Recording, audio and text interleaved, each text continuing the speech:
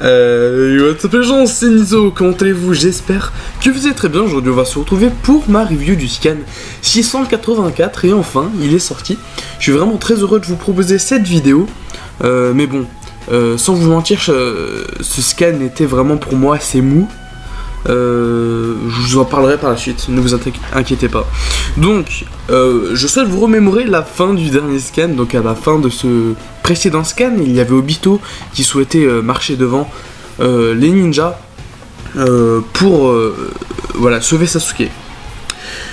Dans ce scan, Obito demande à Naruto et Sakura de poser leurs mains donc sur son corps pour pouvoir se téléporter donc avec lui.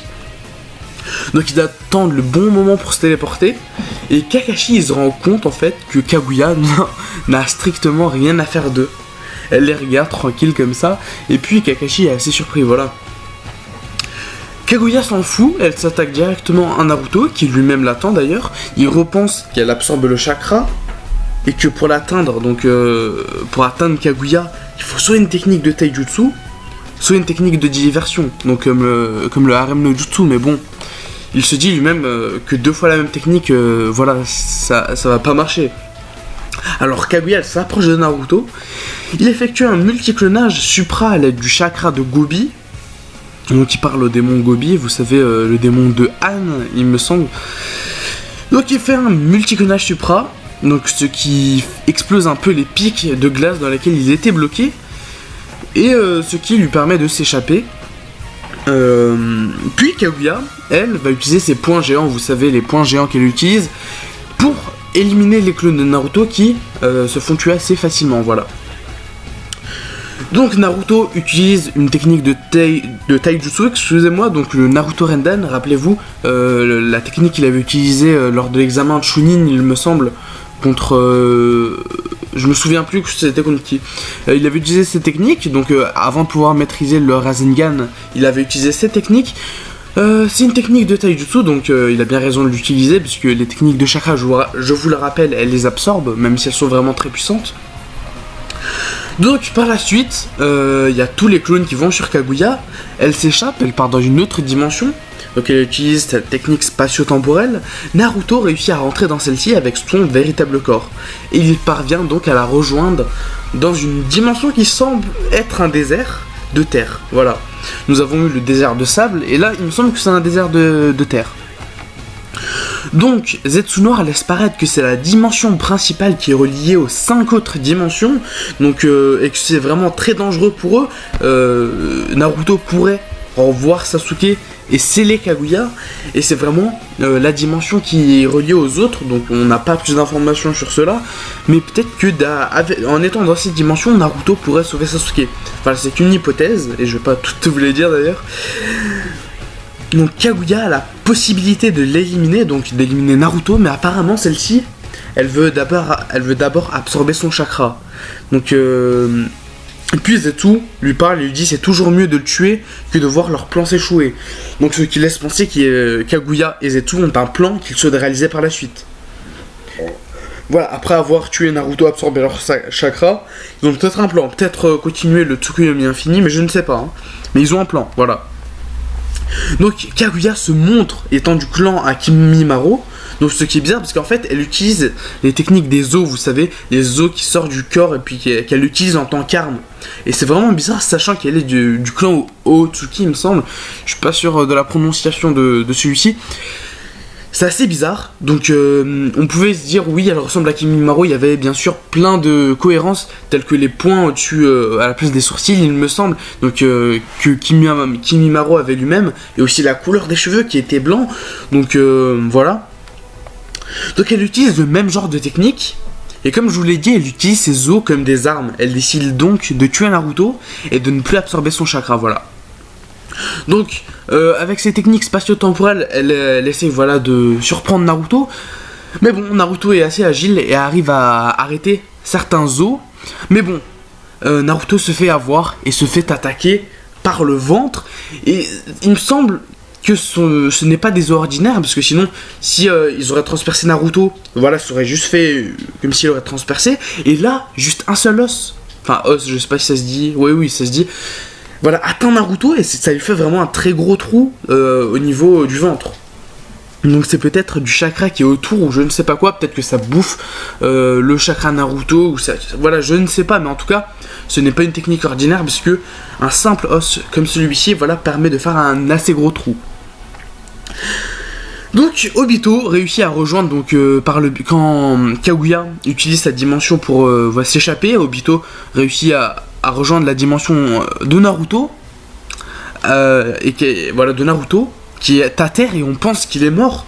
Donc Sakura, donc il est avec Sakura Obito et il pense en fait que c'est la dimension de Sasuke. Enfin, il me semble que c'est ça. Je vous expliquerai par la suite pourquoi je ne suis pas sûr. Donc Kaguya, une fois qu'elle a tué Naruto, enfin soi-disant, on ne sait pas encore. J'ai certaines hypothèses, mais bon, je vais vous les dire bien évidemment vendredi comme toujours. Donc Kaguya, voilà, maintenant qu'elle a tué Naruto, elle pense que les clones de Naruto sont morts eux aussi, parce que logiquement si Naruto meurt, ses clones disparaissent par la suite. Et non, lorsqu'elle revient dans la dimension de glace où est Kakashi, donc Kakashi tout seul, je ne sais pas, peut-être qu'il va avoir un rôle, je ne suis pas sûr. Et ben elle aperçoit tous les clones et elle se dit comment ça se fait, j'ai tué Naruto, c'est bizarre que les clones soient ici. Voilà. Donc c'est tout ce qu'il y avait dans ce chapitre. Et tout à l'heure donc voilà, tout ce que je suis en train de vous dire, je suis vraiment pas sûr du tout. Enfin surtout la fin, parce que comment dire, Kishimoto faudrait qu'il arrête la drogue ou je sais pas quoi, parce que ou alors qu'il fasse voir ses scans, vous savez, une fois qu'il a fini ses scans, qu'il fasse montrer ses scans à d'autres personnes pour voir si c'est compréhensible. Parce que là, ça fait vraiment beaucoup de fois, et c'est vraiment très difficile à suivre. J'ai dû vraiment le relire beaucoup de fois pour essayer de comprendre, et encore, je ne suis pas sûr de la fin, voilà. Et voilà, mon avis sur Scan, je pense qu'il est assez mou. Ça se voit que Kishimoto essaye de prolonger la durée de vie de Naruto. Donc il me semble qu'un ami, donc youtubeur, Raito, m'avait dit que la production avait ordonné, bon, en quelque sorte, à Kishimoto de prolonger Naruto, prolonger ce combat pour pas qu'il se finisse rapidement. Et ça se voit que voilà, il se passe vraiment pas beaucoup de choses dans le scan, il n'y a vraiment pas de rebondissement. Bon, on s'attend chaque semaine à avoir un retournement de situation ou autre chose. Et ben dans ce scan, c'est très mou, il n'y a pas... Voilà. C'est mon avis dessus, hein. Après, voilà. Donc, je souhaite aussi vous dire, donc j'ai fait un résumé du scan, il sera bien évidemment sur mon Facebook. Donc si vous voulez avoir le résumé du scan, celui-ci donc que je viens de réaliser, je le mettrai sur ma page Facebook. Donc je vous invite par aller liker la page pour suivre toutes mes actualités.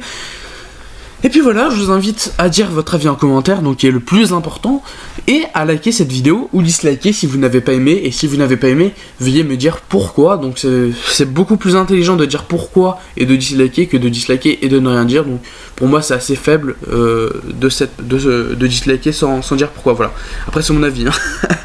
Allez, sur ce, on va se retrouver vendredi pour ma prédiction du scan 685. Donc allez, les gens, on va se retrouver à cette date pour ma prédiction. Mais bon, ça va être assez dur de prédire ça. Mais bon, vous allez voir, je vais trouver des idées. Allez, à plus les gens. Voilà, après avoir tué Naruto, absorbé leur chakra, ils ont peut-être un plan. Peut-être continuer le Tsukuyomi infini, mais je ne sais pas. Hein. Mais ils ont un plan, voilà.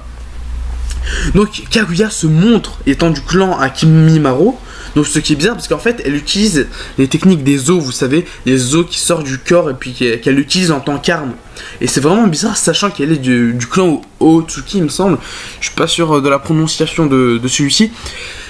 C'est assez bizarre, donc on pouvait se dire oui elle ressemble à Kimimaro, il y avait bien sûr plein de cohérences telles que les points au-dessus à la place des sourcils il me semble, donc que Kimimaro avait lui-même, et aussi la couleur des cheveux qui était blanc, donc voilà. Donc elle utilise le même genre de technique, et comme je vous l'ai dit elle utilise ses os comme des armes, elle décide donc de tuer Naruto et de ne plus absorber son chakra, voilà. Donc, avec ses techniques spatio-temporelles, elle essaie de surprendre Naruto. Mais bon, Naruto est assez agile et arrive à arrêter certains os. Mais bon, Naruto se fait avoir et se fait attaquer par le ventre. Et il me semble que ce n'est pas des os ordinaires, parce que sinon, si ils auraient transpercé Naruto, voilà, ça aurait juste fait comme s'il aurait transpercé. Et là, directement un Naruto, qui lui-même l'attend d'ailleurs, il repense qu'elle absorbe le chakra. et que pour l'atteindre, donc pour atteindre Kaguya, il faut soit une technique de taijutsu, soit une technique de diversion, donc comme le harem no jutsu, mais bon, il se dit lui-même que 2 fois la même technique, voilà, ça va pas marcher. Alors Kaguya s'approche de Naruto, il effectue un multiclonage supra à l'aide du chakra de Gobi, donc il parle au démon Gobi, vous savez, le démon de Han, il me semble. Donc il fait un multiclonage supra, donc ce qui explose un peu les pics de glace dans lesquels il était bloqué, et ce qui lui permet de s'échapper. Puis Kaguya, elle, va utiliser ses poings géants, vous savez, les poings géants qu'elle utilise, pour éliminer les clones de Naruto qui se font tuer assez facilement, voilà. Donc Naruto utilise une technique de taijutsu, excusez-moi, donc le Naruto Renden, rappelez-vous, la technique qu'il avait utilisée lors de l'examen de Chunin, il me semble, contre... je me souviens plus que c'était contre qui. Il avait utilisé ces techniques, donc avant de pouvoir maîtriser le Rasengan, il avait utilisé ces techniques. C'est une technique de taijutsu, donc il a bien raison de l'utiliser, puisque